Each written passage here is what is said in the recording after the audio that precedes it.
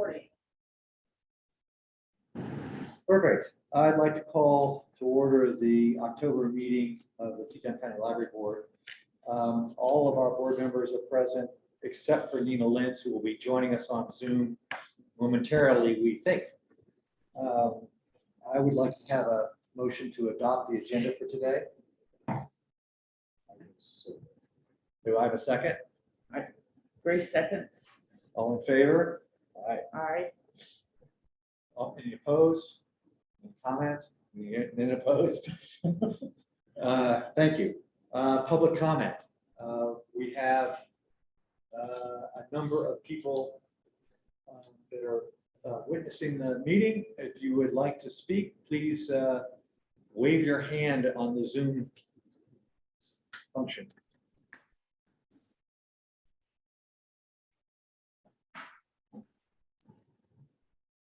Do we have anybody? Seeing none, we will move over to a correspondence report. We have one piece of correspondence which came in late yesterday, and we will it will be posted, and we will be responding to it very soon. Next is the approval of the September regular board meeting minutes. I will move to approve the minutes from the September 16th, 2021 regular board meeting. Do I have a second? Second. I'll second. Do I have any comments, changes, corrections, updates? Hearing none, all in favor, say aye. Aye. Any opposed? Okay, we're moving on to our consent agenda. Does anyone want to pull anything from the consent agenda? I would if nobody else does. I'd like to pull the financial documents, the September P&L, please. I have one question on the P&L that the P&L raised for me, which is our materials purchasing, which for the month seems significantly under budget. And I'm just trying to understand what we're doing in terms of our materials purchasing, if it's changed any, if that's a timing issue. It's part of the supply chain problem. Publishers are not releasing books in the same manner as which they used to. Things are coming much slower. We're into the heavy fall publishing season, and titles are not available yet. So This is not a lack of desire on our part to. that is correct. And so there's just less materials for the selectors to be selecting, and we will hopefully get there.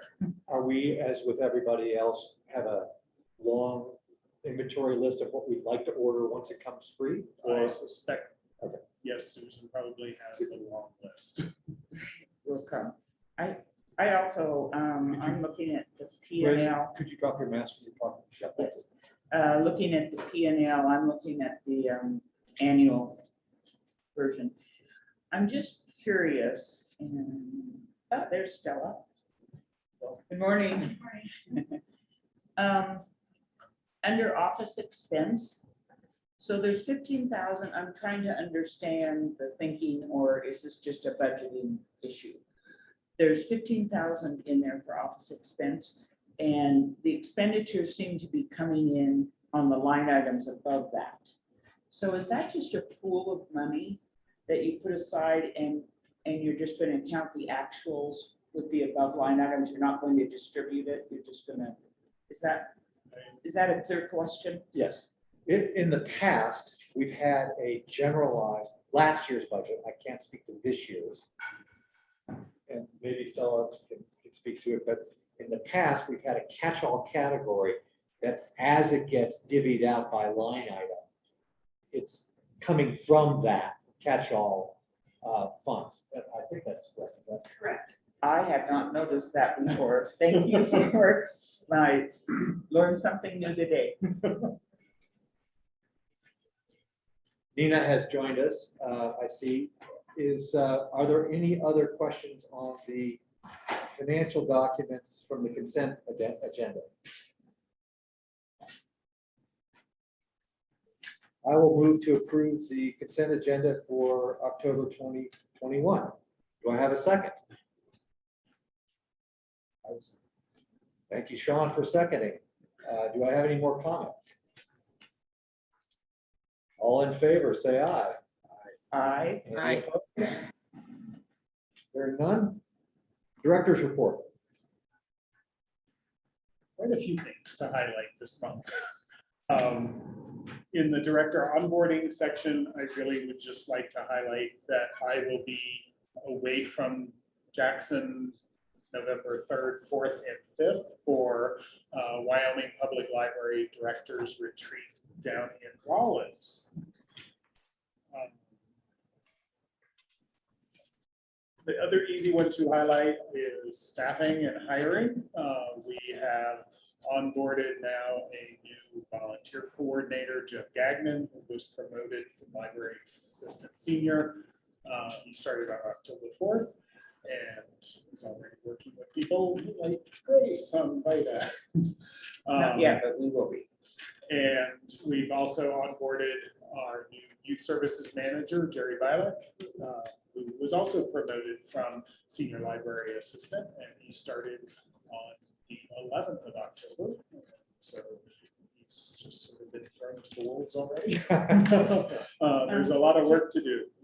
I'd just like to comment that seeing so much progress in our environment, in your hiring, I think I'd attribute to new ideas, new slight modifications, modified the- rethinking things. The recruitment process and job description, and I think that certainly helped a lot. It's been very effective. So I just want to recognize that is so much value to this community and this library. Thank you. Thank you and your team all for rethinking. And we've also hired 2 new senior library assistants, one in youth services and adult services. But with the internal promotions, we still have 2 of those positions vacant, as well as our administrative assistant. Recruitment continues.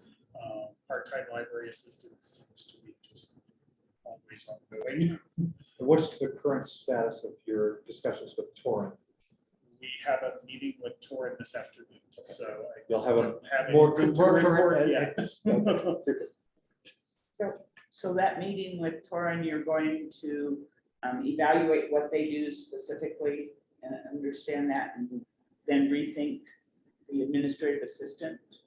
We're going to see if we need to rethink the administrative assistant position after this discussion. We'll see what services. There also have alluded to the fact that they're at capacity and lack of staff, so they may not be able to do everything we might want them to do. Our contract is up for renewal in November with Torrin. So it's trying to understand what work they can and can't do at this point in time. I understand now. And Thank then you. we also are seeing little in the way of applications for the position as it's written. So we will have to look at what we can possibly do to change that, like we have other positions.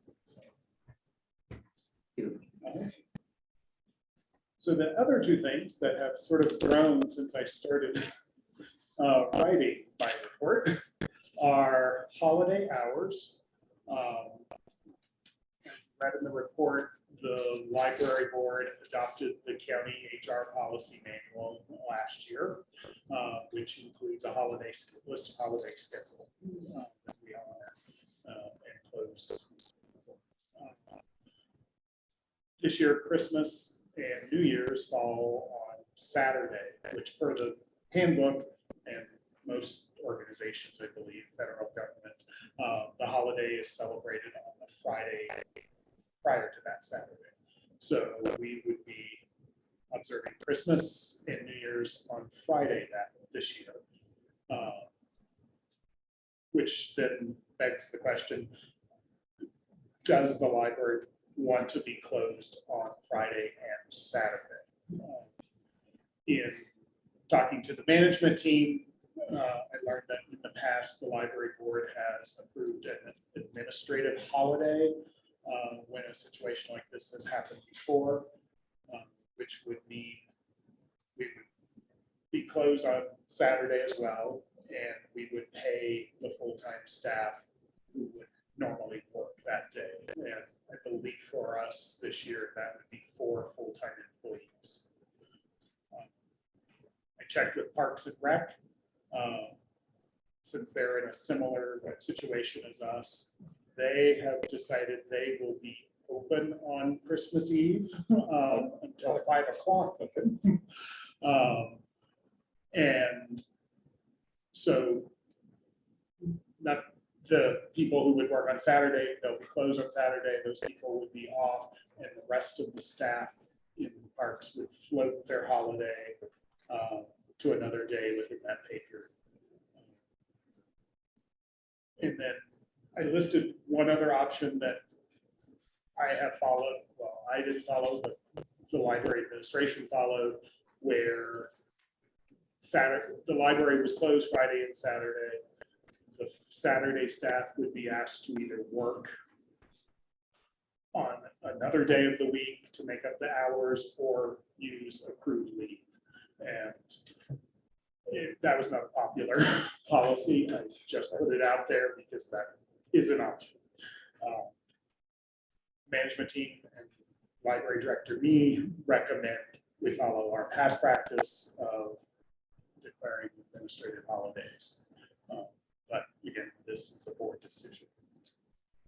Dale, you've got the longest history here. I would love your view as to what you think we should do. Well, I agree with Kip. That's traditionally what we've done, as I remember.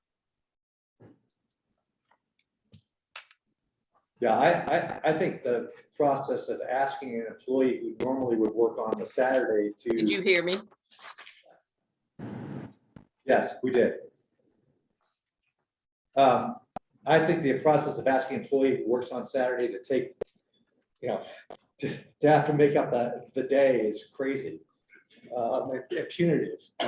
Yes. So I don't have any problem if you don't. But if it's in keeping with what we've done in the past, I certainly think that's where I would be comfortable doing. I don't. Nina, do you have a view? No? John? No, I would imagine that's your preferred option. Grace, are you comfortable with that?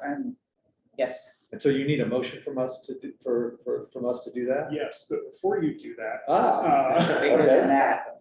this is going to happen next year, except for it's going to be Sunday and Monday. So I would suggest that maybe the motion, one that covers any time a holiday falls on a weekend sort of situation, at least Christmas and New Year's. Can I ask one question? Sorry. What if the Christmas was on Saturday? What would Christmas Eve hours be? I mean, if Christmas was on Friday, what would Christmas Eve hours be on Thursday? Half day, 4 hours.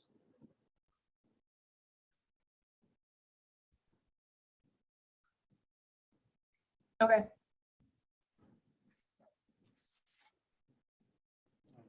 So I was saying, Yeah. at least in the situation of Christmas and Right. New Year's, you might want to consider making it a Full day. permanent motion of some sort. Holidays like Veterans Day, I don't know if we are open and floated, we're closed, I don't know. I think let's just keep this to the 2 holidays that are around. This year. Each other. Yeah, Yeah, I'm starting to square. and we actually cannot on policy, we can set the policy for 2 years, but it's subject to the board that's current, then changing it if they feel like it. So They could change. they could change it. So I'm happy to do this year's And and note that this will be coming up again next year, Okay, if that makes sense. I think too, that, you know, kind of setting a precedent, so that, or, you know, affirming a precedent, so. Nina, with your good question, are you still comfortable? Yeah, Okay.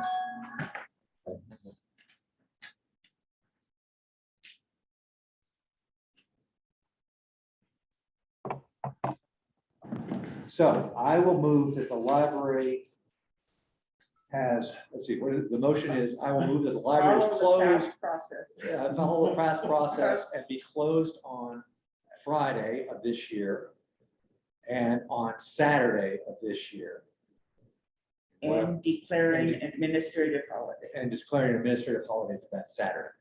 For two Saturdays. Saturday, the 25th, and Saturday, the 1st of January. Right, January. Right. I follow that and I second it. Any discussion? Further discussion? All in favor, say aye. Aye. Any opposed? Pass. More to your director's report. one more, which probably turned out it should have been a staff report. It started out initially just about looking at Saturday hours, and it has grown since then.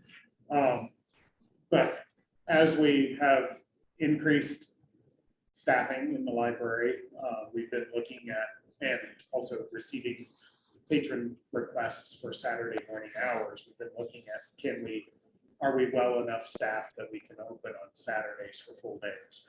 And the answer is yes, we can. Stephanie Franco has prepared a schedule that would reflect that starting November 6th. And so I'm sure the board would agree that opening a full day on Saturday is a good thing. But then it turned into patrons have asked for Sunday. And then just as we start programming again in the evenings, we thought, do we need to look at evening as hours as well? So we have looked at Sunday hours. We are close to being able to do it staffing wise. Stephanie said that to successfully open on Sundays, we need to still hire a couple of part-time library assistants. So we're not quite there yet. She's conducting interviews this week. So maybe we'll get closer to that. But Sundays are just not doable yet. But evening hours, I will start by saying that so far there have been no patron requests for evening hours. I don't know for what reason that is. Maybe they're happy with 6 o'clock. But as we start programming, we're trying to close the library at 6 and bring people in at the same time. So we spent Tuesday morning at our management team meeting discussing what we might want to do. And so we looked at what other libraries in Wyoming are doing. Most are still somewhat similar to us, being open until 6 o'clock on the evenings. A few locations have one evening a week where they're open until 7 o'clock. Cheyenne being the exception, they're open 4 nights a week, I believe until 9 o'clock. But being the largest city in the state and different issues, that makes sense probably for them. I looked at other large urban libraries around the country, Denver, Seattle, Boston. None of them have evening hours yet. So there's sort of a trend that libraries are sort of holding on to being open until 6, it seems. But I also looked at other smaller, similarly sized libraries in New England, where I'm just familiar with them. And it appears that a few libraries are open evenings, but only maybe 2 evenings a week. And we talked about that in management team and felt for consistency reasons, patrons aren't going to know, is it Monday night or Tuesday night that they're open? So we decided that we would recommend that the library be open 4 evenings a week. But in looking at past data on usage in the library, the 6 to 8, we used to be open until 8. The 6 o'clock to 8 o'clock hours are the slowest hours of the libraries by far. Only the 10 o'clock hour was somewhat similar, and that data reflected us opening at 9:30, so it's sort of a half-hour analysis instead of a full hour. So can't really compare that to today. But 6 to 7 sees about a 50% drop from the 5 to 6 hour, and then the 7 to 8 hours saw another 50% drop. So you end up with a handful of people in the building for that last hour in the past. So we don't really feel like 7 to 8 is a valuable hour for the library to spend money on staffing. May I comment? Yep. I'm going to speak from my perspective of our working community and the tax program, the VITA tax program. Some of our hardest working community are totally unable to come to do their taxes with us until after 6 p.m. Many work 2 jobs a day. And the numbers are small, but this is an important part of our community that maybe doesn't use the library as much because of that availability. I hear you with the numbers, but is there something else we ought to consider here? And how do you respond to that? I would say for VITA and like any other program, going past whatever the closing hour might be. I mean, if we were still in COVID, the library was closing at 6, but VITA might have gone until 8. So programming and however we figure out the logistics, you could continue VITA until 8 o'clock. Oh, but my point is that the community that we serve in that later time frame after 6 o'clock at night are coming in straight from their jobs. And maybe they're not library users and those numbers aren't showing up, but it's a part of the community that I'd love to I see. think she's using the making a library. slightly different point, I- which is I if see they what want to you're- use the library, ex FIDA, that's probably the only kind of day that they can use the library. But it sounds like moving Mondays, it sounds like moving to a 7 p.m. close 4 days a week only makes it better for them. It gives them Right. an hour, Yes. not Yes. 2 hours. I think that hour is important, is Yeah. the bottom okay, line. Okay, okay. Sorry. I misunderstood the question. I think, so our recommendation is Monday through Thursday, extending till 7 o'clock. As we approach doing our strategic planning process, there will be opportunities for public input, surveys, focus groups, whatever, and certainly our hours of operation will be one of the questions that will be put to the public. So I think we can reassess at that time. So do you mind if I try and recapitulate what I think I've heard? Sure, Because it's a lot. there is. So you've got 2 changes right now you would like us to consider. One is going full day on Saturday. Yes, So that's an extra 4 hours than what we currently are doing. correct. The second is adding an hour to our opening times on Monday through Thursday. Yes, And the intent is, based on hiring 1 or 2 part-timers, to get Sunday hours, 4 hours in the afternoon by I wish I could say by hopefully. Hopefully, I by- would say hopefully the same as for the evening hours, which we have as January. Depending on hiring 2 people.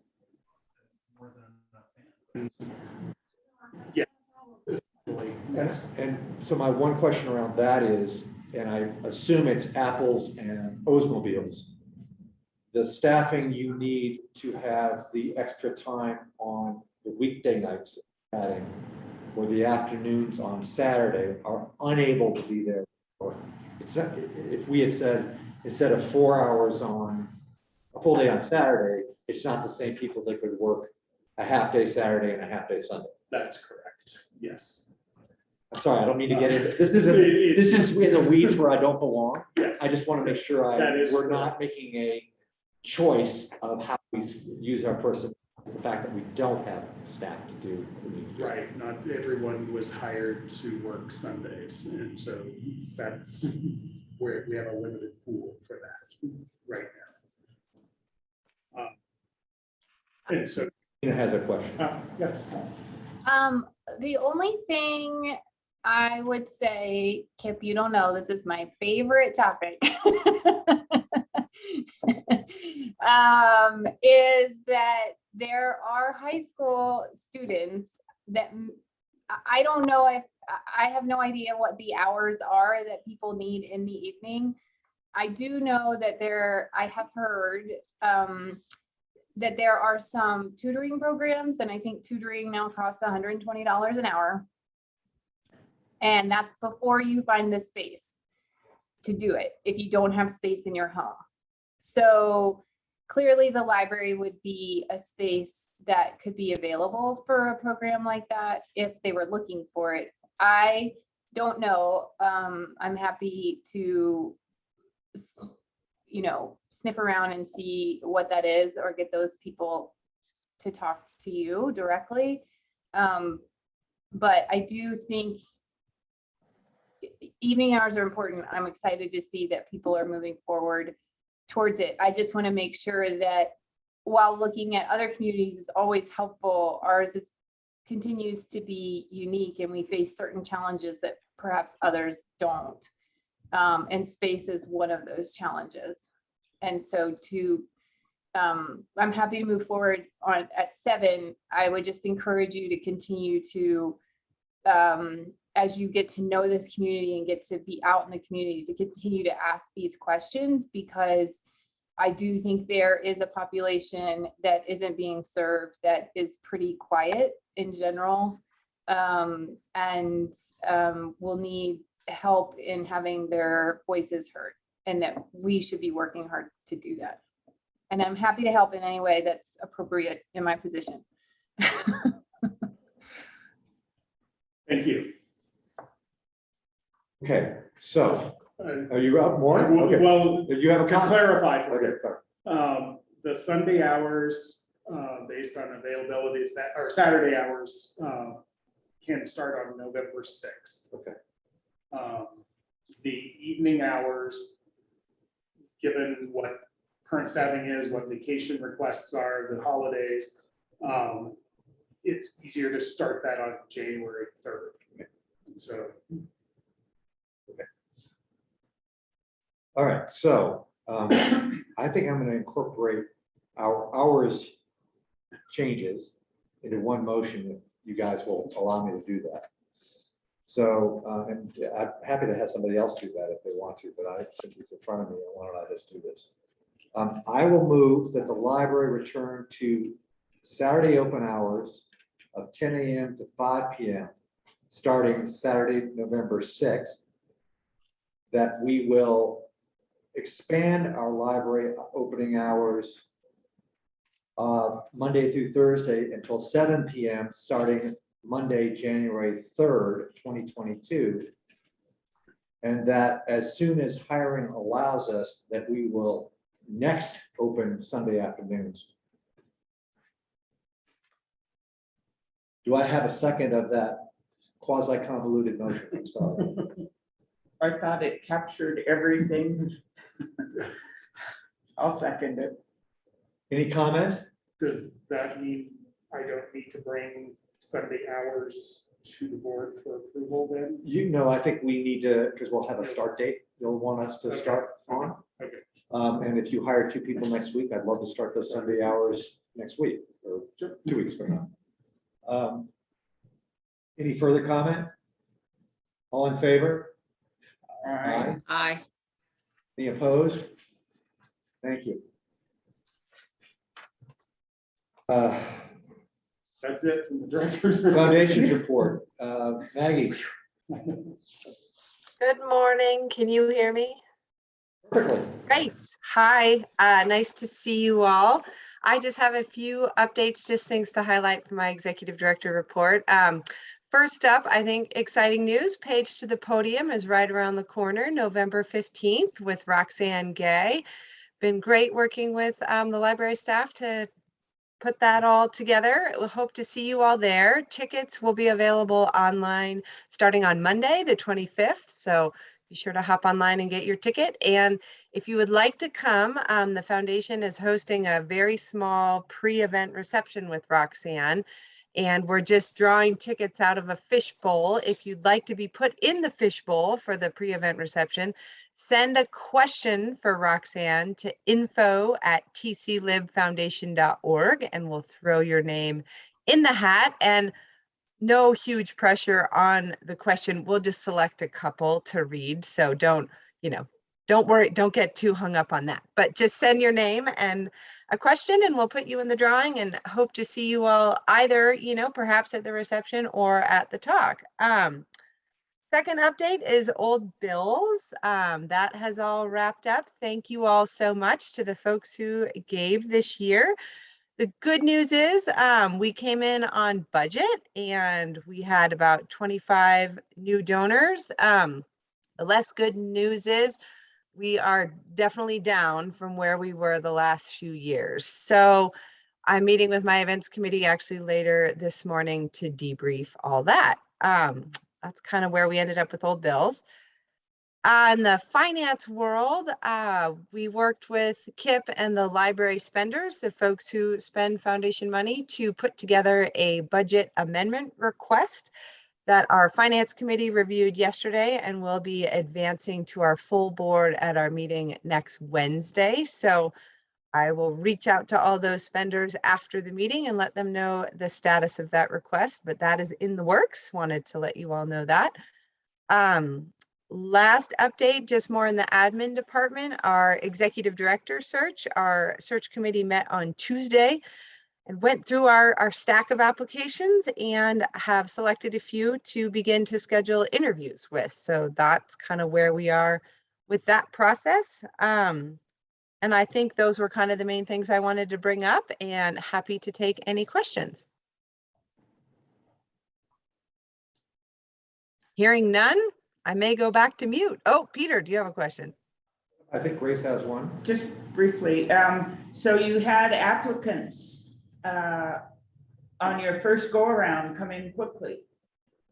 We did have, yes, a stack of applicants that the board, the search committee, it's our executive committee, basically went through and found a few that, they'd like to interview. So that's coming hopefully in the next week or two. I think they're trying to schedule them pretty quickly.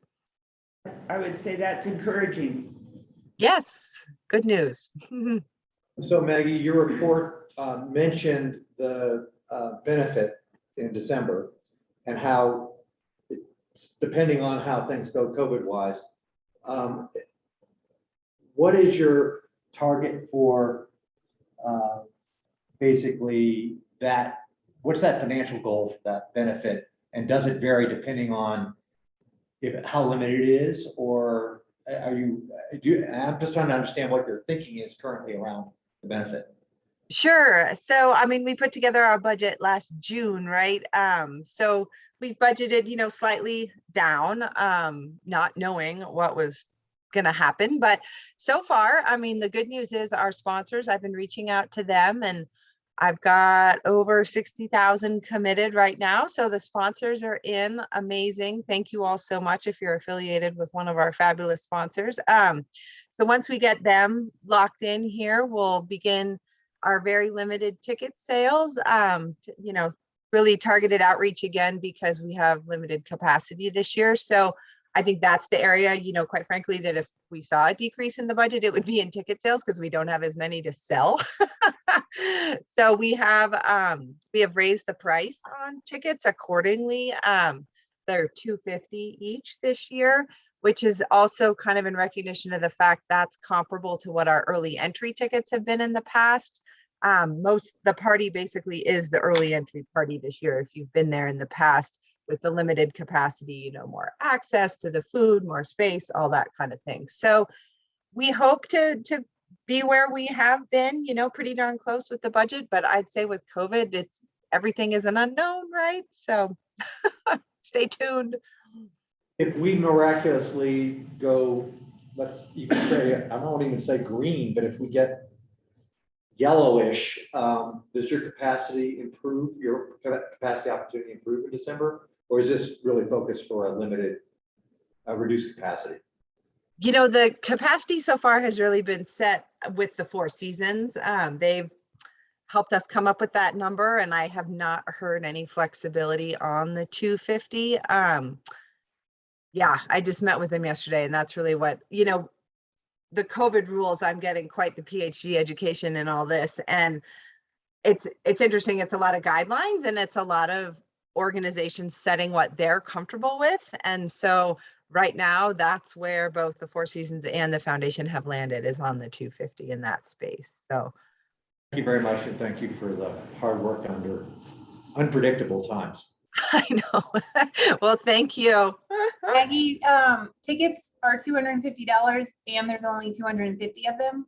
Is that what I'm Yes. hearing? Okay. Very, very in sync there. Right. This, I didn't even think that might cause confusion, the same number. Okay. Good Just catch. for me. Thank you. Thanks, Maggie. Okay, thank you. Friends report. Do we, Lori's on. Yeah, I don't see Lori. Oh, Virginia. Oh, Virginia, is it Virginia? Are you able to? We let Virginia in and see if she. I didn't come prepared to give any statement about the Friends. I'm taking notes so that everybody will be informed. But we had our last meeting and we are still trying to recruit more members. Same situation as Maggie, a little bit shorthanded, but we're moving forward and certainly enjoy interacting with the staff. And we're very, very happy about the volunteer coordinator appointment and the hiring of other new staff members. And congratulations to Kip and new policies that have made that move forward. Thank you. You're welcome. My daughter got her first library card and was given a little ticket to get a book from the Book Nook, and man, that was super exciting. So keep doing that. That's great. Yeah, the Book Nook is a great success. We certainly need more volunteers, and I think everybody's a little tired of COVID and still worried and wearing masks, of course. But the Book Nook is open all the time, even if there isn't a volunteer there. But it's always so much nicer to have a volunteer on duty to interact with patrons. So we're working on that issue as well. Thank you for making that comment, Nina. Thanks, Virginia. You're welcome. Moving along. Board development. Director Board Relationship Work Sessions. Maureen, I see that you are with us this morning. Good morning. Indeed, I am. I hope you're having a good fall in Connecticut. Yeah, and the leaves are truly falling right now. We're kind of looking winter-like. Well, Nina certainly is dressed for winter. They just don't heat her office anymore, I guess. So shall I go ahead, Peter? Please. So I'm going to start by saying it was truly a privilege and a pleasure for me to facilitate 2 sessions of the board. The first was on September 13th, the second one on October 12th. And coming out of these 2 work sessions are several documents which will be added to the section for the board documents, the board member handbook that is on the website. And those documents are working together guidelines for all communication and interaction. There is a set of shared responsibilities between the board and the director. And that document came out of substantive work that we did on September 13th, where I had help from Kip in constructing a grid that lays out the responsibilities of the board and the responsibilities of the library director in several different categories: policy, planning, fiscal, advocacy, meetings, networking, and general administrative. And we had a really good discussion on the 13th of September that led to a number of changes in the draft. So when we reconvened on October 12th, we reviewed that document as had been amended by the earlier work and adopted that document as well. So those three items, the shared responsibilities of the director and the board, the distinctive responsibilities of the director and the board, and guidelines for working together effectively, all will be added, as I've said, to the handbook section on the website. And this is important because, and I know, Peter, you were one of the people who stressed this, really wanting, out of the good work that was done in the last several weeks, to have more foundation documents to help not only this board, but future boards really be effective as early as possible in their work coming together.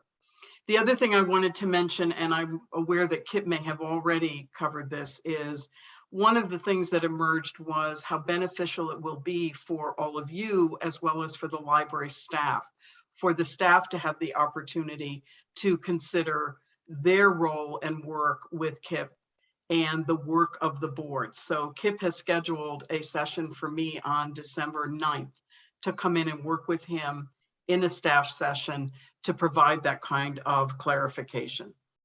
And I guess the other thing that I want to be sure and cover, I know I said this at the end of our session on October 12th, but what a privilege it is for me to have gone through the last several months and to reflect on what things were like when I started my work with you, and to see the results now of all of the good work that everyone on this board has done, and also how effective Kip has been. And it isn't even his first 4 months yet. We're not quite at the 4-month segment. And there was mention earlier of the fact that Kip worked in New England. I was just at the New England Library Association conference, and there were people who were already expressing how much they missed him, and he's been gone for a while, but he really made his mark there. And he's doing that in Wyoming. He has established a really good relationship already with State Librarian Jamie Marcus. He has become someone who is regarded as a good colleague among the directors of the other community library or county library systems. And from what I know from my weekly conversations with him, as well as a recent exchange with the consultant that he brought in to work with the staff, it seems to me, Kip, that you're doing really good work with the staff. So while I have the meeting on December 9th to look forward to, my substantive work, I think, in helping you, the board, and you, Kip, get off on the right foot is coming to a close in this meeting. And you've really accomplished a lot. And again, I'll say it's a real source of pride for me. So Maureen, would you do us the favor of, in addition to making sure that your documents go into our handbook, which I think Dale has done a really good job of refreshing, revitalizing, and really making it very effective and efficient. Could you also send copies individually to us so Sure. that our library emails? That'd be Absolutely. great. Yep, I'll do that this afternoon. It's one, I actually, we're going to get to this in a little bit. I want to share that as well as an attachment to the report that we're going to be presenting to the Board of County Commissioners later this year. Great.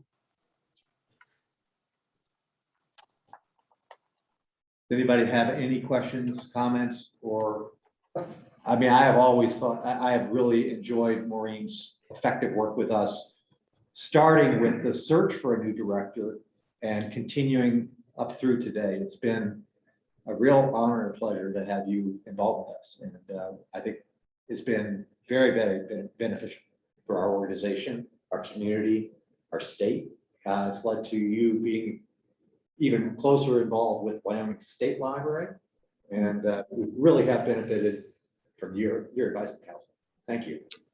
It's an interesting comment because if I had felt safe in traveling, I would have been part of the meeting that you heard Kip describe. He's going to in November. They've postponed my work with the group of library directors until next year. But it was also a prompt, Peter, for me to tell you that coming out of Kip's exchanges with Jamie Marcus, as well as my own, I have an invitation now from Jamie to consider how to construct a webinar for board development that would be based on the Teton County experience. So your good work is going to inform the work of boards across the state.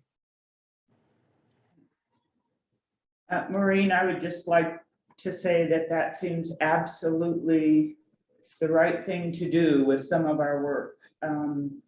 I have so appreciated the results that you have gotten, the quality of the products, and the experience of learning from you how you got there has just been a tremendous learning experience. So I'm really pleased to hear that others will be shared with others.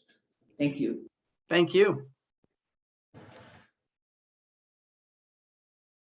All right, tri-board meeting. I'll talk to you this afternoon, Maureen. All right, sounds good. Thank you. Thanks, Maureen. So our next meeting for the tri-board is early December. I believe it's December 2nd. I don't have that right in front of me. It's either the 2nd or the 3rd. I have asked, Second. it's the 2nd. and 4 o'clock. We are being hosted by the Friends, and I've asked Dale to join me in that meeting along with Kip from the library board. And I would ask that no later than our next meeting, which is mid-November, I think, which to be discussed later on today, that if there are any agenda items that we would like to have at that tri-board meeting, that we get those to Kip, and Kip can make sure that they get added to the tri-board meeting agenda. We have Isn't that the a process? process that's set up that uses the forms, Right. But, the sheets, the Right, forms but I- and sheets. but I would love one single source from our library to that as opposed, so do you not think that Kip's the appropriate person, or do you want to demur and assign to somebody else? I don't, I'm putting them on there if you want. Would you prefer to put What? them on there? no, why wouldn't the chair of, in this case, the Friends chair, receive the forms inputs for the agenda items? She would.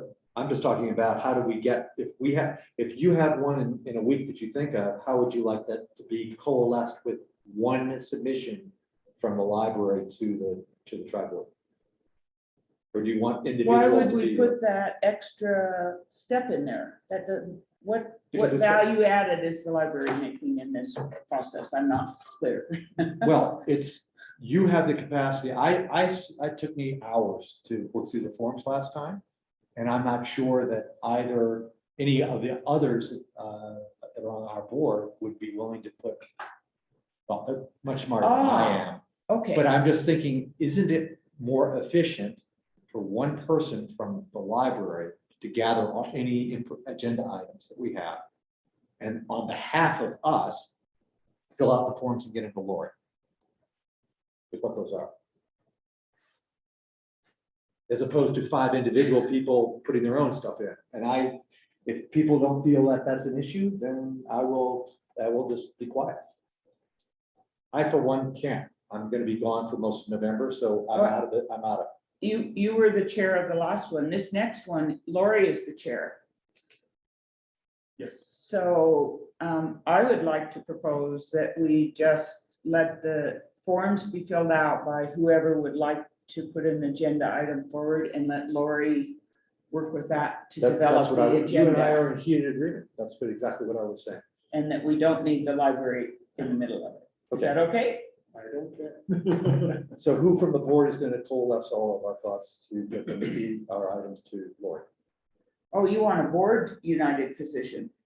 That's what I'm sorry if I've been The confused. board united, a single input coming from the board. I'm trying to avoid Dale having 2 issues and having to upload her own forms and to get them to Lori, the issues to Lori to get them onto the agenda. And then Nina having one, and me having one, and Sean having one. And we're all dealing with a form system as opposed to having one person be our form person for our side, our input. Well, I think that would be an excellent job for the vice chair. Well, I think it would be a good role to play, have Nina play.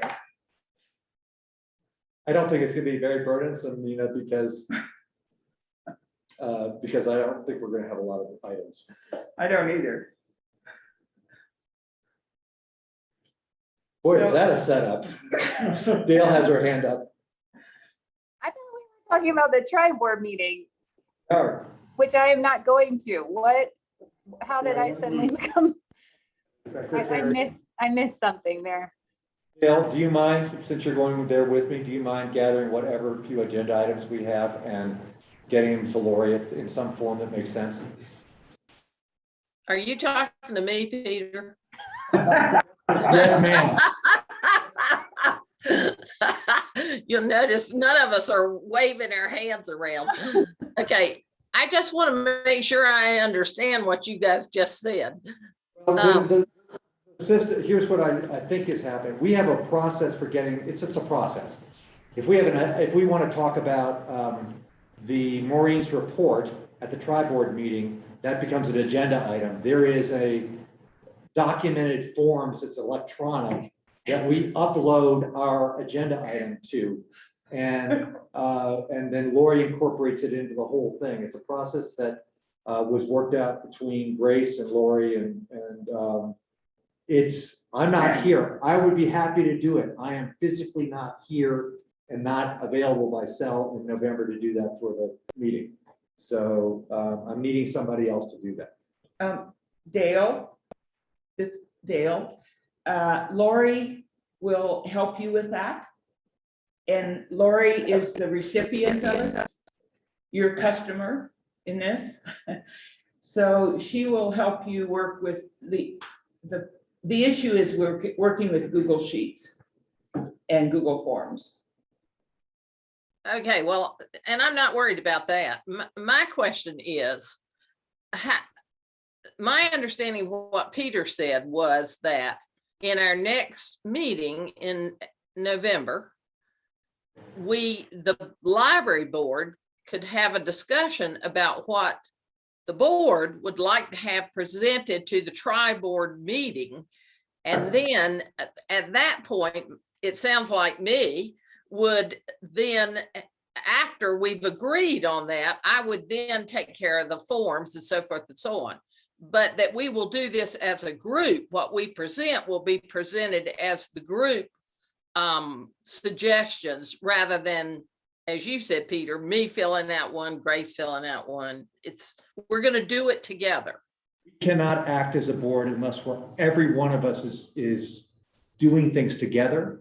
And I just need a single point post the November meeting to process stuff for us. It was a process issue, not anything else. So I apologize for the. That's fine. I'll do it. I'll do it. Okay, so between now and the November meeting, would you guys think about agenda items that we would have? I'm going to suggest that we consider Maureen's report that we've all agreed is going into our handbook as one of the agenda items that we speak about at that meeting. We don't decide on it today, we decided on it at the November meeting. The other agenda items. Anything else let's circulate by email to get it onto the November meeting. Thank you. Dale, since you're unmuted and the next item is yours, may I ask you for a brief update on the Board Diversity Recruitment Committee, which I think is a committee of one. Yes, so far I'm a committee of one. So I did do a couple of things. I felt that, let me know if you can't hear me. My screen keeps telling me my internet connection is not very good. So Peter, give me a signal if I fade out. Okay. I thought a good place to start would be with our staff, and I have spoken to Kip about this, and they have done outstanding work in terms of outreach in our community with all kinds of areas, our collections, our programs. And I felt like that their expertise in terms of what has worked for them and what hasn't worked would be also very helpful in terms of reaching out for more diversity on our board.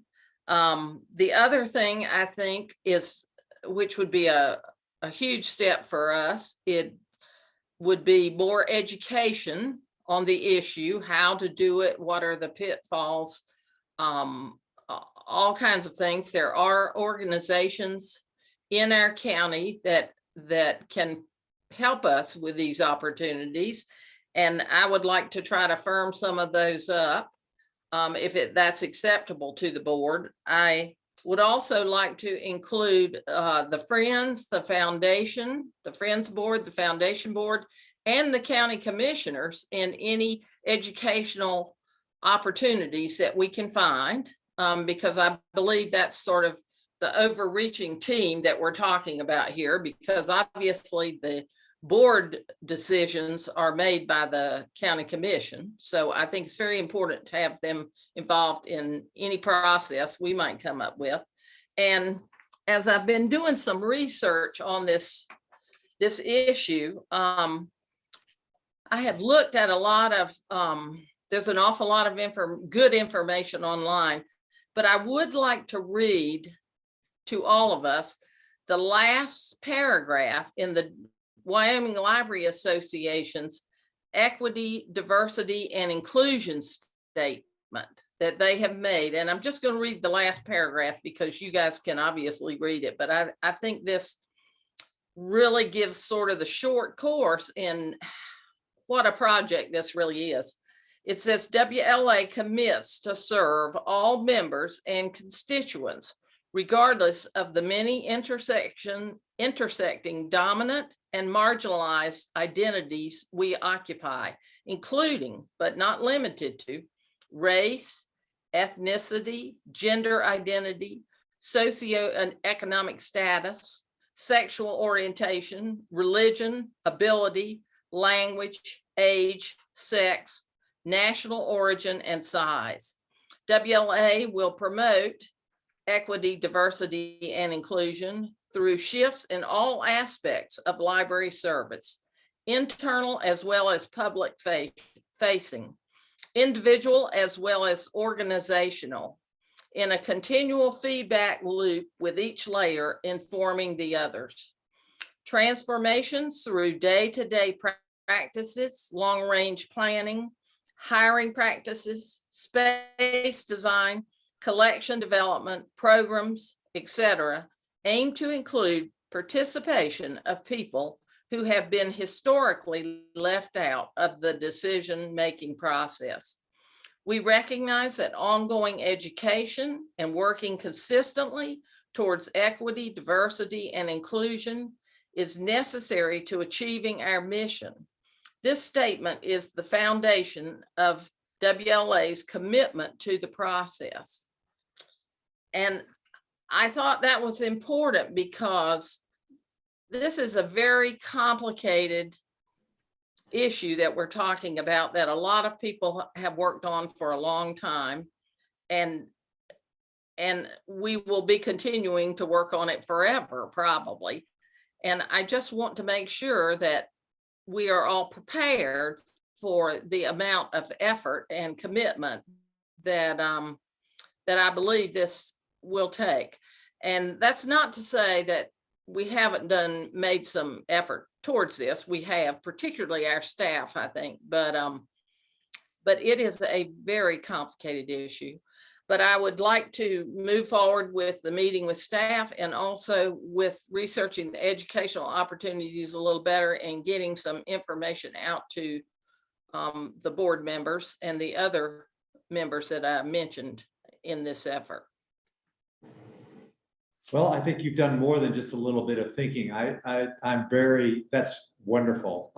I am concerned, Dale, that you need one more of us because of the nature of this effort. And I take it your phone hasn't rung off the hook with volunteers from our group. Well, no, I have had a couple of conversations and people said they were willing to help, but didn't really want to be on the committee. And I get that, everybody's busy. So Well, I'm not sure how you want to go forward, Peter. I did just kind of keep going. So there you go. Let me put one of our board members on the spot, because she does not know that I didn't know I was gonna do this until 5 minutes ago. Nina, may I ask you as a representative of a under 50 board member, you're the most diverse that we have with 2 young children and all the rest of a full-time job. Could you please affiliate in which way you think is best for your time schedule? But I really do think it would be helpful, given your interfacing with a whole subset of this community that frankly I don't see that often. It really would be helpful if I could impose on you to help Dale, whether as an official member of the subgroup or as somebody she can pick up the phone and bounce things off of. That would be very helpful. Put you on the spot. Oh, man. I'll take that as a yes. Yeah. Thank you. It's fine. Thank you, Dale. I'm sorry to do it that way, but and I'm sorry I needed to you as well, but you need another pair of hands. In my Okay, view. that's fine. I'm good. I'm good. Whatever you think is good. We could all do this full time and probably still not get enough done. So, yeah. If you're willing to, if you're willing to spearhead it and lean on Nina from when you need to, I do view her input as being very valuable in helping bring things to the full board so that we can actually start to implement stuff over the course of this fiscal year. It'd be great. I am happy to do what I'm told. How's that? Yeah, okay, sounds good. I'm a good worker bee. All right. Thank you, Nina, and thank you, Dale. And Dale, I think your thought processes and what you've done to date is really good. And I think doing it with a person with your background and skills and all, and getting as far as you have by yourself, I respect that. And I think it was a very efficient way to get there. And I just want you to know that I appreciate that. But I just have one little request, and that is, could you just put together a simple bullet summary, or however you want to do it, of what you told us that you're doing here? And at that level, that would be very helpful to have that in an email or however you want to give it to us as a report out, however. Would you? Sure, Okay. sure. So thank you. I really appreciate what you've done. Thank you. I would also suggest that clearly we would need to recruit a type of person.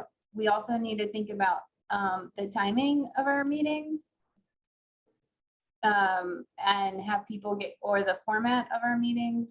8:30 is just going to be hard for a lot of people. So we need to figure out, is there a way that we can be more diverse, I think, in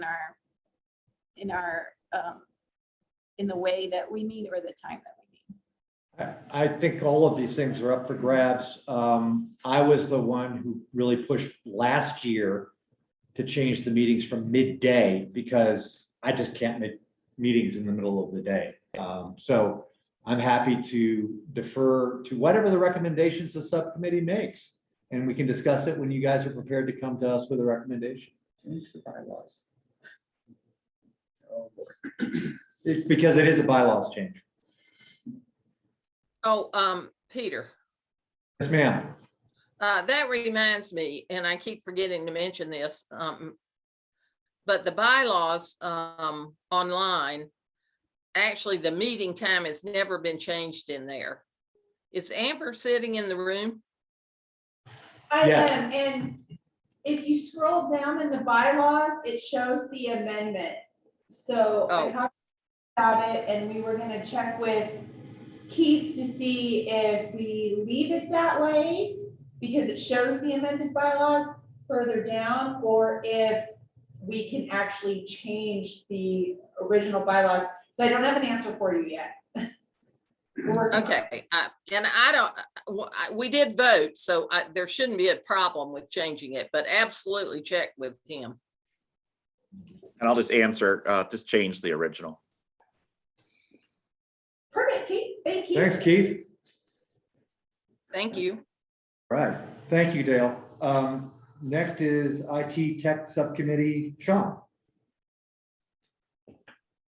Right, last week, Kip and Stella and Grace and I had what I felt was a very productive meeting to begin discussion of looking at technology, both how it's used currently in the library and identifying future trends. And with the aim of making some suggestions about those things, we're still kind of polishing our statement of intent, and we'll continue that work. And, it's going to be a big job. And looking forward to working on that going forward. That's about it. Good start. Yeah. Thank you so much. That's great. Local government liability pool, which is the name of the company, The name of the company, and Bill Miller, Bill Miller who is his associate, I think. So Yes. what would you like to discuss about that? I just wanted, it stated that we are doing that following this meeting. Supposedly at 10 o'clock. I don't know. We'll probably have to delay it a little bit. And I presume this is an open session for the public, so we're gonna go, Yes. and so we're gonna go into executive session for talking about performance goals, and then we're gonna come out of executive session and back into a public meeting. Yes, Correct, okay. which is a work session. Right. rather than this meeting. Okay. Employee housing is the next item. It's on here. The topic is here. I'm not really sure where we want to go with the topic since we've gotten the results from the staff survey. There is a county or region-wide survey that we are expecting results from. Speak to the larger community. We also, the BOCC just received this week their market salary survey for staff. They will have a work session coming up in November to sort of start figuring out what they want to do with that information they've received. That all impacts housing and wages for everybody. So it's on here. We talked about, do we have flexibility in our budget to perhaps provide some sort of stipend to staff now? I don't think there's a recommendation to be made here. So I just kind of want it on here. I think it's important topic for the tri-board to consider, since it would likely involve foundation funds at some point. It's here as a point of information and looking for input from Nina, who did a lot of work on this, or any of you, of how we move forward with the information we do have. Terrific. I'm happy to say something. So I'm glad that it's on here. My biggest fear is that that we did a survey and then nothing happens, which is like what always happens when you do a survey. So in my conversations with, in the beginning, my informal conversations with Pauline and Maggie, if you want to jump in here, that is welcome. My understanding is that the last time after a survey that the staff / board came up with a recommendation, and then that was, that recommendation at the time, I believe, was to look into having the foundation get or purchase or do something regarding housing, and that's how we got the rental housing that we have now. It's also my understanding that in that discussion that there are some complicating factors for the foundation regarding housing and sort of having to become a manager of housing that are uncomfortable, which I totally understand. You know, we face a few challenges here in that working with the county, I believe, I wasn't there for April's presentation, but sort of knowing a little bit that the county works for the county doesn't work for the library. We all work for the library. So that's where that's our concern. So, you know, whether the foundation could, let's just, best case scenario, I feel like I'm putting people on the spot, which I don't want to do, knowing how uncomfortable it can be. That let's just say we have all the money in the world, we buy 10 houses, the foundation doesn't necessarily want to manage 10 houses. We can't necessarily put them into the county pool because they become available for all of the county, which isn't what the foundation is there for. So we're facing some headwinds. In that regard, I think that creativity is always the key into looking into this. What I'm concerned about is that there's not really anyone driving the bus right now, and there is concern about who is driving the bus. And so that's where I want to make sure that if we're going to put forward some recommendations that that it's not the board trying to solve the problem for the staff, of what the issue is. I like the ideas of a stipend, because that allows us to put money in the pockets of people. It's also not a salary increase per se, that there could be more flexibility there. So let's say another 2008 happens and remarkably housing prices go, you know, back to the floor again, that can be adjusted. Whereas if you do a salary increase and say, okay, you know, we're going to give you 50% more in your salary, then people expect that to continue to come in. It's very hard to take that down if there is a change in our community. I don't know what a stipend looks like. I'm pretty sure that there's going to be some uncomfortableness there too for the rest of the county. But, you know, here I am. I'm going to start pushing the envelope a little bit in having us explore these things, even if they're not being done elsewhere. That may require some additional creativity or uncomfortableness from the staff in saying, okay, we want to hire X number of people. We can't do that and have an housing stipend. Is there the ability to readjust, still serve the community, and allow us to do these things within the current budget? I have no idea. I'm just throwing stuff at the wall and seeing what sticks. But right now, we don't have someone moving these ideas forward, and I'm at a place where I don't want to overstep my role, but I'm happy to help in any way that I can. Yeah. I do think it's very important that this issue is another issue that affects all of us. And I think it's very important to go forward as much as we can in a team respect. And I include the community with that. There are a lot of people out there working on housing and the county commission. And I do not think we should we should not be emphasizing changes in the salary structure and even stipends, as Nina has mentioned. There are issues with both of these, but traditionally, both of these have been flexible. In other words, salaries in Teton County,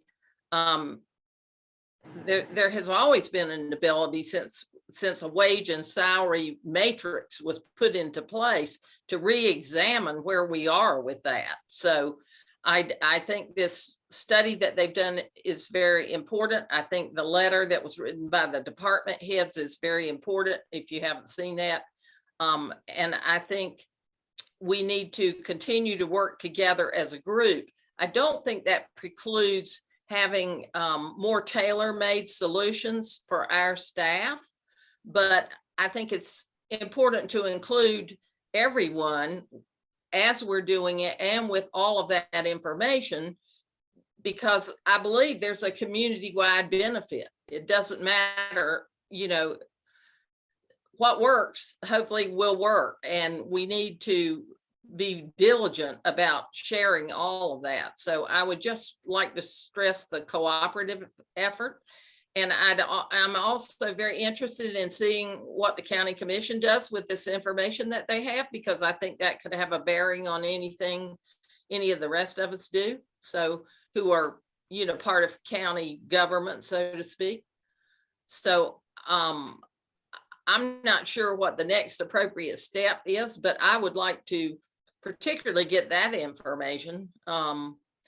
And we could probably get some, I know there are stipends out there in the private sector, and I don't know exactly how they figured out how to make those work, but there's some information out there about that we could probably gather too. Although Nina, if you have already done this, I don't mean to be stepping on your toes.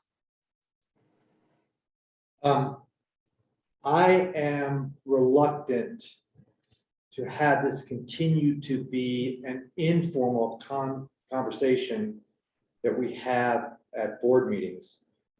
I would propose that we either, and this is that we think between now and our November meeting, whether there's enough here for the library to have this as a board, to have this as an official, again, subcommittee of this board that acts as a conduit of information. I am reluctant to task staff at the library because it's really not our role to do that. And there's a lot of effort going on in the county already. So I'm not sure the best place to collect it, but from a board management perspective, I think having informal conversations is not the way to go. It's not structured enough. So I guess I would ask Kit to think about this in the next couple of weeks, and for all of us to think about this in the next couple of weeks, because I do think, Dale, you are right. We need to have this as a group. I'm concerned with, as Nina is, that we have done a survey and it gets dropped and nothing ever happens of it, and we've done our job. We haven't done our job, but how best to do this from a board perspective and where our roles are. So if we can think about this and whether we need to have a formal committee, I don't think that we have enough thought of that today, but for our next board meeting, have that as a discussion then. Does that make sense? Is that acceptable, Nina? To you? Yeah, I mean, I think it's a complicated issue and there's no easy answers. And I'm gonna say every solution has its downsides and upsides. And there needs to be, I mean, I'm happy to, if we want to have a formal committee, I think that we could do that right now, which I will volunteer for. I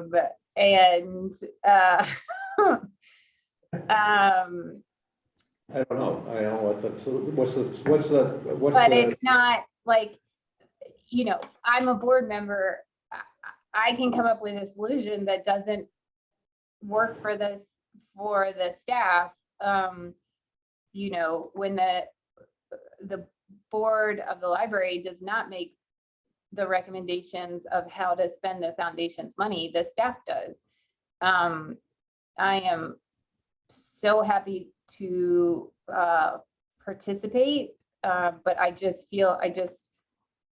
I also know the staff has got a job. This isn't part of their job. So like, I'm just a little confused, I guess. I see this as, I mean, what you guys have outlined, both you and Dale have outlined is, At the foundation's raising their hand as well. okay, Maggie, can I just say something before you come? And I'd love to hear what you have to say. Go ahead. Sorry, I've been listening to this great conversation. I just wanted to go back to something Nina said earlier that I think might be really helpful, is just thinking about the process of kind of how things went last time to end up with the two solutions we have now, which is the fund and the unit. And my understanding was they did the survey, right? And then got a task force together that I think consisted of a library board member, library director, foundation director, potentially foundation board member, but I'm not sure.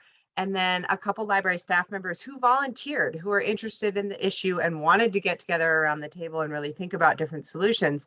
And that group, my understanding, is really hashed out a lot of the questions you're talking about, Nina, of like, do we look at this option or that option or this option? And that was really the group that brought the recommendations back to the library board and the foundation board. So I have on my little list, going back to your earlier conversation of tri-board agenda items, definitely this is one, is the process of how we move this ball forward. So that was just to, maybe the question for today is, what's our process for tackling this question? And there's kind of what happened before, if that's helpful. I wasn't prepared because we hadn't thought through this until this conversation to have our board have to make a decision today, because it's a process issue. I want to think about the process and where it's best taken. So that's basically why I'm pushing this off until the next meeting, which I conveniently am not here for, but I can get my thoughts on paper and contribute it. I do think this has to be, I think that this has to be done carefully in a way that we don't cross lines. And I think the tri-board's a great place for it. So can we, I go back to my earlier thought, which is, can we think about this over the next 3 weeks? And as we get to the agenda for the next board meeting, have this as an option, as an item on our next board meeting, which is getting longer than I think anybody wanted to have. It's okay. Because I think that, I mean, that being said, then I think thank you, Maggie, for helping me have a memory. just like my number one. I just need someone to follow me around. So then I think people needed to be ready to say, like, is this a issue that they would like to have to reinvigorate this task force, which it sounds like maybe Maggie, you could look and see if a library foundation board member was included, and if they were, is there somebody that would want to do that? The friends could think about whether they would like to be involved. And Kip, maybe you could reach out to staff and see if there's anyone who has the time and energy and interest to be involved. And we come to the November meeting with people who would be interested in participating, and we could talk about it at that moment. I don't remember. I think the survey's been done for months now. So I'm just nervous about time at this point, and the ability to move forward. very legitimately, I think the opportunity to gather the facts and what the options are for us to be able to have a decision on how we're proceeding at the next board meeting, you got to get the work done in between in a transparent way as possible. So we're, it's a lot of it's going to be emails. And Maggie, if you're willing to help refresh all of our memory on what it was done last time, that'd be very helpful. Dale, I see your hand up. I just think that all that information gathering is a good idea. And I think the tri-board meeting is a very good place for us to speak to the other organizations in person, and just say that we have had this conversation, but we want to have it with them. And these are the historical, what we've done in the past, and can we discuss that and what do we think about going forward in the same kind of way, or do people have different ideas? I mean, I think the timing is fortuitous because we're getting ready to have a tri-board meeting right after the November board meeting. So I think we could have an outline, but I think talking to the other organizations is extremely important. Agreed. Heated agreement. Does anybody else have a comment? Well, that, Thank- I'm just gonna say that just means that it would be December before the decisions were final then. That's correct. Well, I'm not sure we would have final decisions at that point. I mean, I think. this is- Not decisions regarding what the next, like what we want to do regarding housing, but just getting a committee together, that would put it off until December. Yes, because I don't think we can do it without our supporting organizations, and I think we need to have a conversation with them. It would put us off until 2 weeks after our board meeting in November, so it's 2 additional weeks. It's not December 15th, it's not December 30th, it's December 2nd is the meeting. And But you would need a vote at a library board meeting, I think, or no, just form a, or in November, say you're interested, and then in December, you're gonna find the participants. we can only control, we can't control anything other than our own subcommittees. Right. If we're committee, if we're not gonna have a subcommittee, we don't have to, we can just come out of the tri-board meeting with a decision. I can call a special meeting the next day by phone, or 2 days later by phone, to, if we have a board action that we need to take. That's Okay. not a problem from a process perspective. Unfortunately, there's a week of Thanksgiving too, which I don't think we're gonna get a lot of people's attention. So it's really not that much more time than this, I don't think. I'm very respectful of you're wanting to get this done yesterday. I am too, but I think we've got to handle this with our partners in a way that makes the most sense. Okay. Point of information, Yeah. local government liability pool trainer will be here at 2:30 instead. Okay. So we have more time. Sometime. Okay. I'm going to move on and ask Beth to give a staff, an informational staff report, please. And thank you. And if you would take your mask down when you're speaking, that'd be great.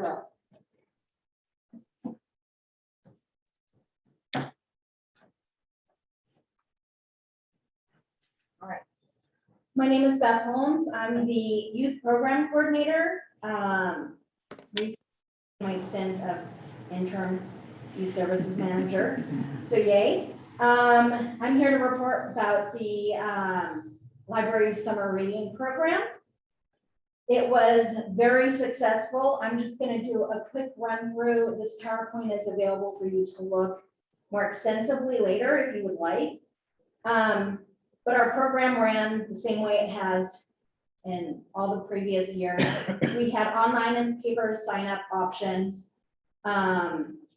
Reading time, if they read an hour, it would equal a raffle ticket. They were all virtual this year, so there was no paper. We had online programs that the kids can do, and then we also had weekly do-it-yourself take-home craft kits as well. Promotional wise, we did our annual promotional video. I'm not going to play it. It's about 5 minutes, but it's a really fun video. We posted that on social media accounts as well as sending it to the schools, and teachers played it for the kids as well. So there's going to be a lot of stats. We did really well this year with participation.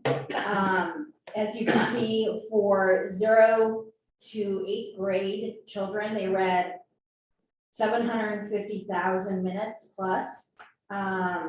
We had 741 people, kids birth through 8th grade registered, and at Alta we had 66 registered. We split that down even further. The bulk of our participants are birth through 5th grade, and we had 683 people read for over 9,500 hours, which is awesome. And all the pictures are pictures that we gathered throughout summer reading. So these are some of the challenges that the kids had to do, create your own animal. And so that's one of the pictures there. Middle school through 8th grade, or 6th through 8th grade. We had a lot of participants. That's historically one of the hardest one to get participants with. And so those are a few of the prizes that we gave away for middle school. This year also, with our online software, we had prizes specifically for different age groups. And so if you were in middle school, you only had certain prizes available to you. If you were 0 to preschool, there were specific prizes just for that age group. Instead of a preschooler getting, an age appropriate gift for a middle schooler. And also the way the prizes worked is that the participants actually had to put their virtual tickets in for that prize. So they wouldn't win a prize that they didn't want. We had, this is another prize we gave away. I like Everything that was really idea. That's, popular. to get the option on not getting a prize you don't want is, Yeah. if only all raffles did that. Right? Enter the raffle if you didn't want the prize. Yeah, we had a lot of great prizes. This is one of our middle school winners holding up her prize. It's a hoodie, animal blanket, but we gave over 120 prizes for all the participants, which was great. I And saw then- the kites, yeah. Pardon? I noticed the increase in community kites this year. Oh, really? I saw them, we had a nice windy. Great. I I've never saw given 'em. away kites before. We try to give something useful or, that they can use here. We try really hard to have something useful for the kids. 15% of the participants won raffle prizes, which is pretty high. We were really happy with everything.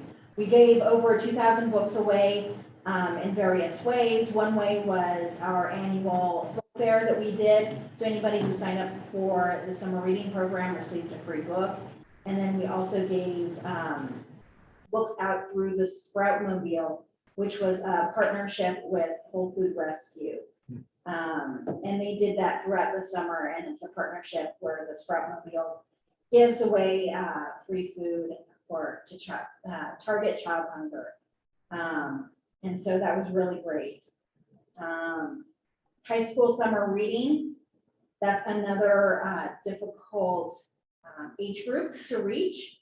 But we did really well with high school and adult participation this year. We more than doubled what we had done in years past, not just last year with COVID, but previous years as well. And I mean, it might not seem like a high number. It's only 60 participants for high school. But like I said, it doubled. It was really great. Adult summer reading also doubled in participants. This year we had 332 adult participants. And they read over 5,000 hours. So that's really great.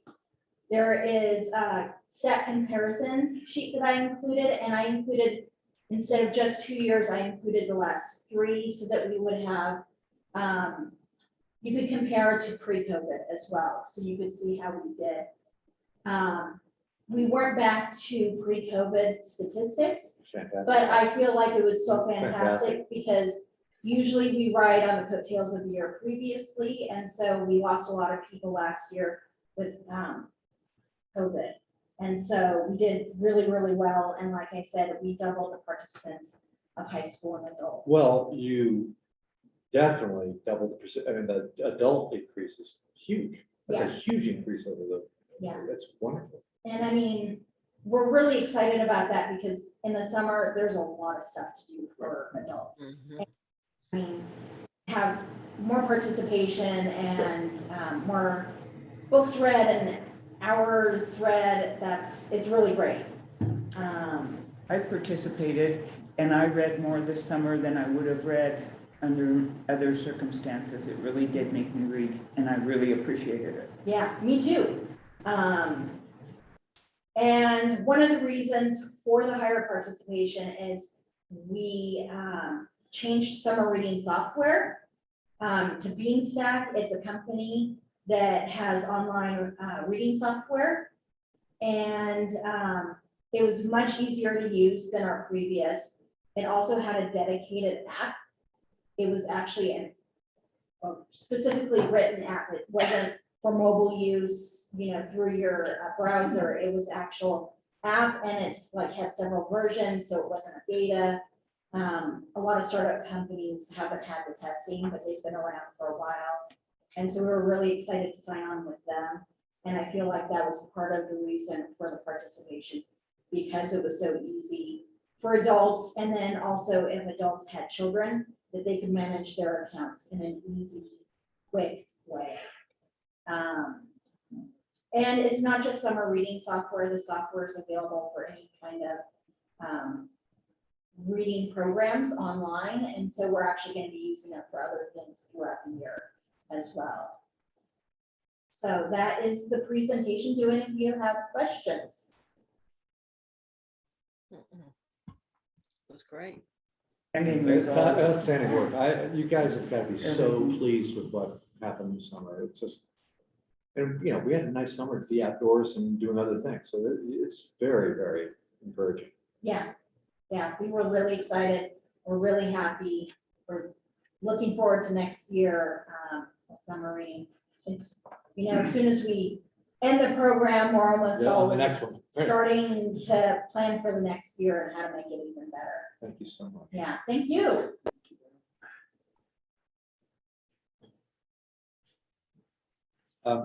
Is it everybody's sentiment to just plow through right now, or do we need a break? But I couldn't wait.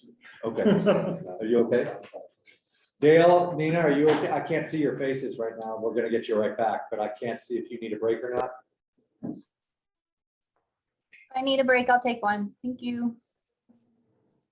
You okay, Grace? I'm Let's keep- okay. Let's keep going. I can actually take a break, I guess. Next is library policies. Okay, I'm gonna move the order. I'm gonna move the order of these. Okay. I would like to start with the resolution recognizing the ALA statements. A previous board at one time endorsed the Library Bill of Rights. I don't know when that was. It has been revised as recently as 2019.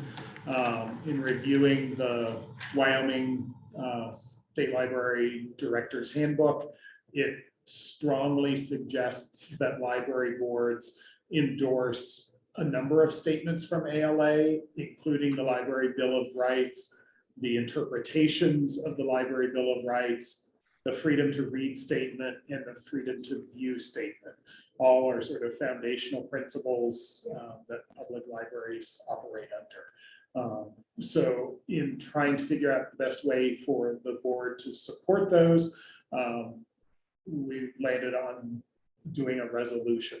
So you have the resolution before you, and attached to that resolution were all of the statements from ALA. And this in essence is not an amendment of our prior. This is actually a new adaptation of a resolution that encapsulates all the current. Correct. Correct.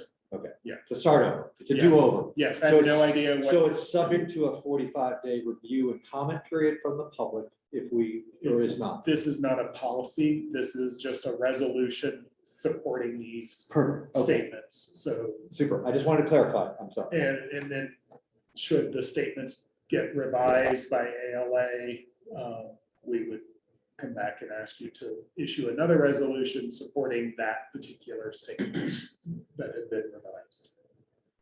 So I actually think I've been doing Robert's Rules of Order wrong.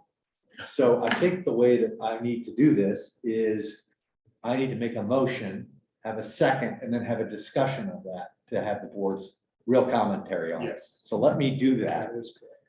I learned that too. I will move to pass the Teton County Library Resolution recognizing the ALA's Library Bill of Rights and its interpretations, the Freedom to Read statement,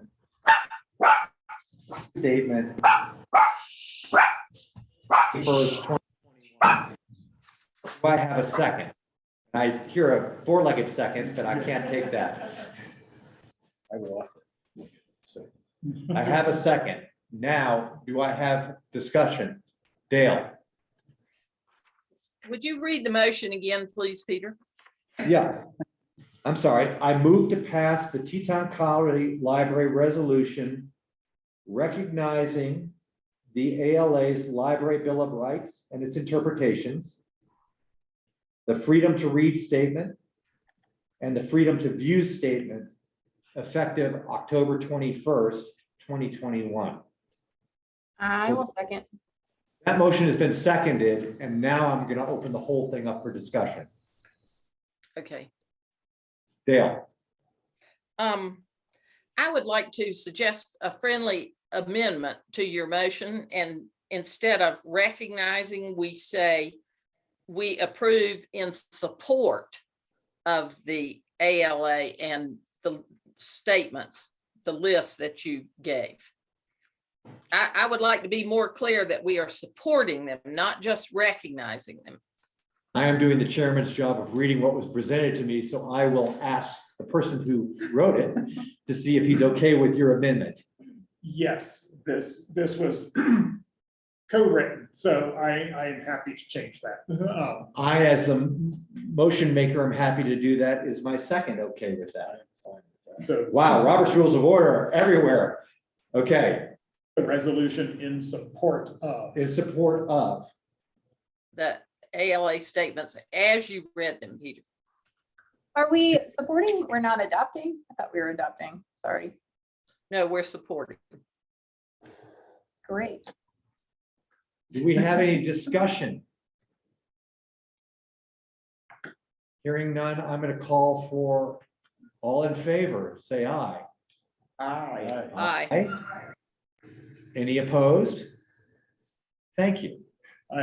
Thank you. I will make the edit and then I need Peter and Dale's signature at some point on this document. Okay. You have another thing under library policy. I will move that we do the intellectual freedom and reconsideration of library materials policy next. Currently, the library has a materials selection policy that has a subsection, section 7, patron request of reconsideration of materials. It's fairly short, both on process and detail. As many of you are aware, or most of you are aware, there is a nationwide effort to, especially in Campbell County right now in Wyoming, to censor books. And there was an op-ed in the state's largest newspaper last week, urging residents to sort of challenge the same materials in their local libraries. And management team and I, staff even, all feel that what we currently have in place is not really proactive enough, should something like this ever happen here. So we have pulled that section out. We would like to delete that from that policy, and that's actually a policy we're going to review at a later date and time as well. And we have created a separate policy that you have read that really describes what intellectual freedom is, why it's a foundational piece of the public library and American democracy, and then outlines a process that the library would follow should we receive a challenge of a library material. So part of that policy includes updating the reconsideration materials form.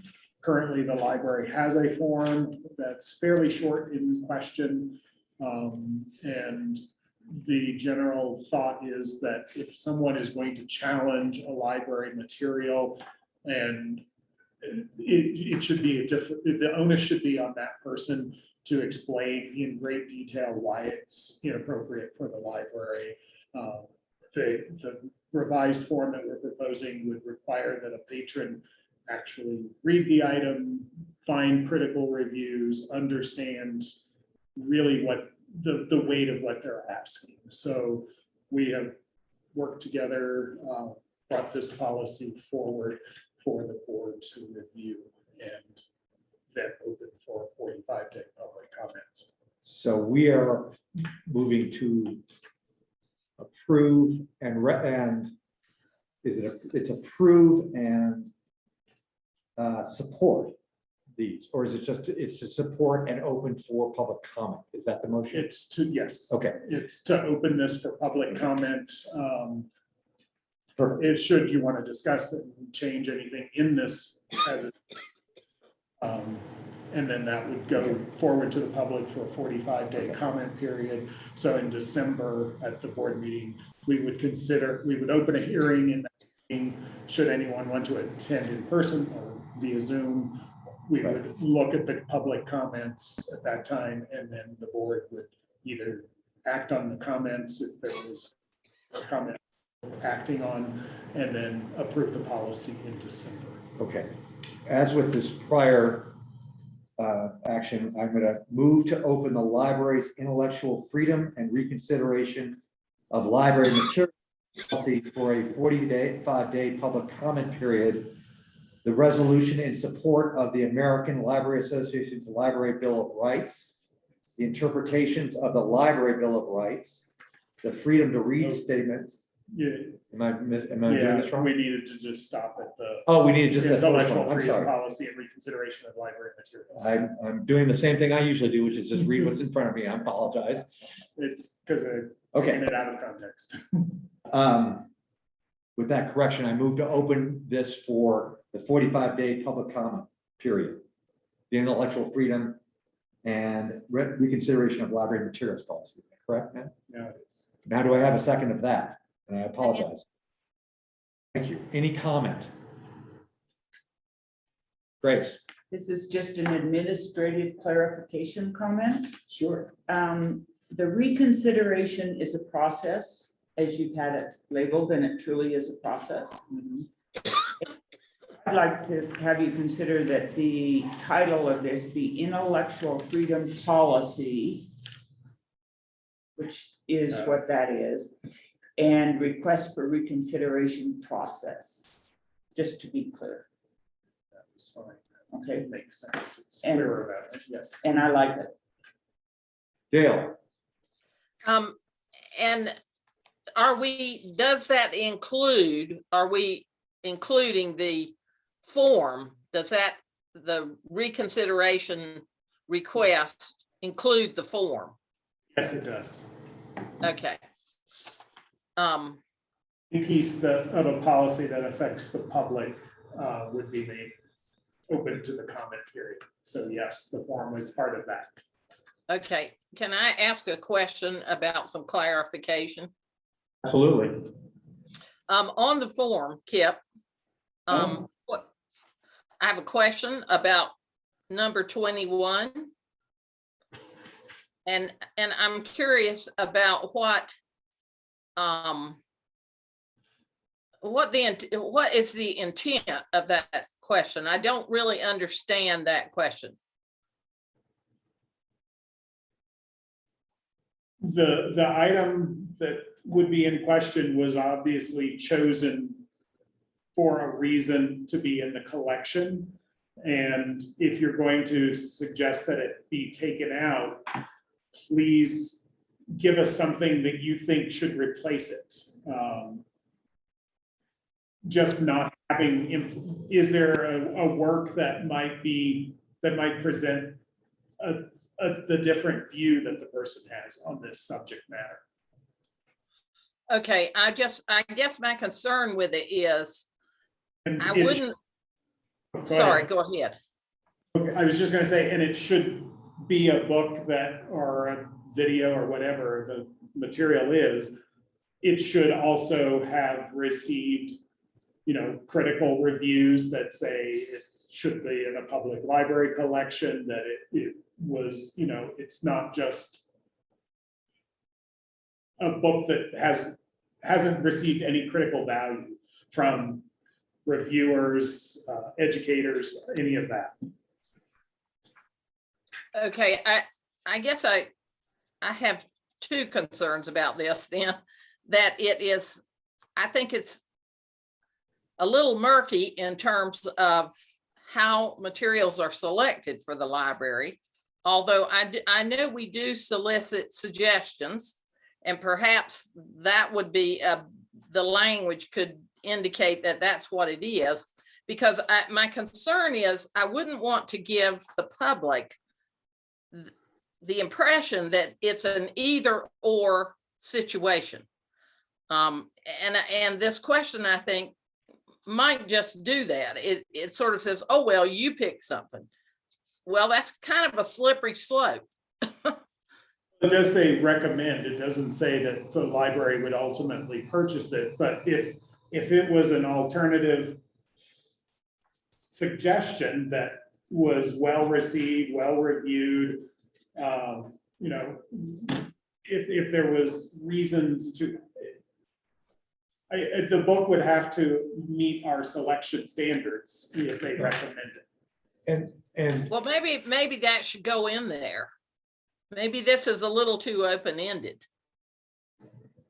Dale, I feel like this, the value in that question is that it engages that individual in a dialogue. I feel like the way it's phrased, it creates, I mean, you're asking the person making the submission to really reflect. But maybe it is a little too vague, but that's how I see it. yeah, and the way I see this is the additional thing is it's not letting somebody get away with just saying, I don't want this because of this. It actually says, well, it recognizes this is a piece of information that's been vetted by review and, not just us, but it's nationally. And if you're going to take a piece of information away as a resource for the community, we really have an obligation to at least understand what other pieces of information are out there to replace it that might be less objectionable to that person. So I agree with you. It's engaging, and it's also giving a step that our librarians go through, our selection group goes through. But this is not mandatory. You're going to probably have a lot of people that say, I don't have one. And I mean, if this is what you guys have thought about as your best, is this what you guys have come up with for the policy that your staff and you feel comfortable with?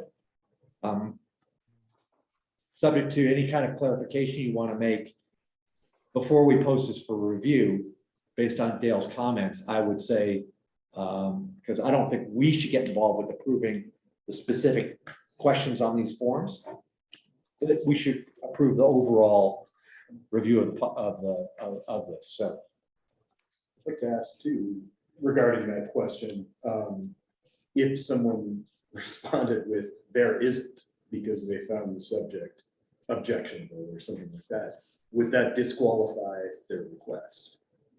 Like, could you look at an invalid answer as something that says, well, if you're not going to. I don't think there's a wrong answer to that. I think, yeah. We're just saying, please, help us. we may have not seen this book or item in our selection journals. We're not aware of it. Help us see something different. It's a positive ask as opposed to a negative ask. Yes. Yes. Okay. I think I'm going to repeat I mean, we have a second, it's been amended. Do I need to repeat the motion, or is everybody comfortable with what we're doing? Okay. Is there any further discussion? Hearing none, I will call for all in favor. Aye. Aye. Any- Thank you. Okay. The last one, I will apologize for getting this to you really late in the game. So I would like to consider the behavior policy a work in progress at this point. I think while management team and staff and everybody has had a really a good opportunity to look at the document, digest it, comment on it, the board has not had that opportunity, and this policy has a lot of weight as compared to some of the other policies that we're going to do.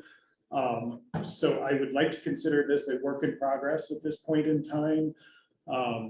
We're short on time, so I don't know if we want to engage in conversation today. I don't, May I suggest a process? yes, Can we give Kip comments no later than 2 weeks from today on our concerns, questions, whatever, and engage those into into the conversation and be prepared and rewrite if and necessary. then we'll look at it in November and have a more informed discussion. Is that all right with everybody? Perfect. Because yes, Dale. I would, that's fine. I'd like to suggest though that we make sure that the county attorney Keith gets a copy of this because if he hasn't already, because of some of the details about some of the violations, particularly those that are felonies. I'm not sure that that's, actually under our purview. So I think we might need a little legal review on this. Okay, My understanding was that this, it says in the note that it went through the county. for the process. For the piece- process for the piece. process piece. Yeah, I am, anything like this is going to draw a reaction from our community. Some is going to be very positive. I am so supportive of needing to have something other than a 2-line behavior policy for staff. We live in a different age than the 2-line policy can address. So by no means is this questioning the effort that's being made. I just want to make sure that our I's are dotted and our T's are crossed when we open this up for public comment. Right. Because we're going to hear back. Sure. Okay. So no suggestions. No, yeah. November board meeting, I think our consensus is that while I'm not going to be here, there's enough on the agenda to continue to have that November board meeting. It will stay as scheduled. I am sorry, I'm going to be missing it. Upcoming board meetings. So will Nina be chairing? Nina, you will be chairing that meeting in my place as vice chair. Yes, thank you so much. Thank you. For office. Non-volunteering for lots of things today. Wonderful. Upcoming meetings, our scheduled meeting with the Board of County Commissioners is November 29th. I am going to see if they have some flexibility. It comes as a voucher meeting. It is the Monday after Thanksgiving weekend. I would like to have the time and consideration to be able to write not a short, off the cuff kind of letter and get some documents attached to them. So I'm going to see if their willingness to push it back to the following voucher meeting. I'll get back to you by email as a group this week or early next week, if that's all right with everybody. We have a tri-board meeting on December 2nd. We talked about, and we have a December board meeting near Christmas on December 16th in Alta. Carpooling to be encouraged. Are there any other matters from board members? I have to be done at 11:30. So, and I don't want to miss Kip's goals. So I don't know what the timing, I know we have this training at 10:30. But I recognize I'm just one person, so maybe I missed Kip's goals, but Physically, Yes. I would like to continue straight through our business and then open it back up to the public if we can, with a break for bathrooms, which I think is appropriate.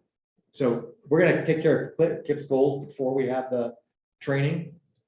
isn't And the trainer here? Isn't he or she? physically, He yeah.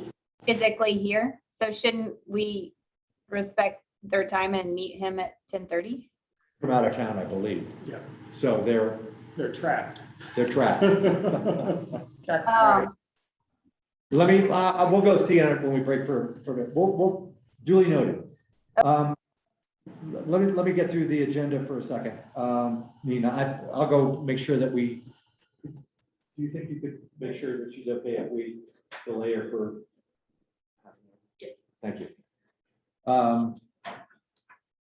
Excuse me, I didn't mean to do that on your behalf. Payment of library vouchers. Sean. Peter, I wanted to say something on the matters for the board. Oh, okay, I'm sorry. Yeah, would that? No, Can I go back that's there, fine. please? Yeah, Okay. sorry. I apologize. No, that's okay. I struggle a bit with our Dropbox, making sure, I really worry that I'm catching everything and its organization, and we've talked about this in the past. I have what I hope is a constructive, efficient process recommendation to improve that when the time is right. I'm not advocating that right now, but when the time is right. I think that the foundation and the Friends have well-designed, user-friendly, to the extent possible, drop boxes, and I'd like to recommend that we consider figuring out a way to get our Dropbox into that kind of organization, so we're all consistent. That's a good best practice to follow. So could you just put that in the to-do list? The structure for this meeting, it's like, this was a really unwieldy Dropbox Right. this month. It is not. Yes. Super. It needs a lot of. Thank you, Grace. That's a great idea. That's a great idea. So Yeah. let's just leave it at that, and Yeah. I just think we don't need to reinvent the wheel here.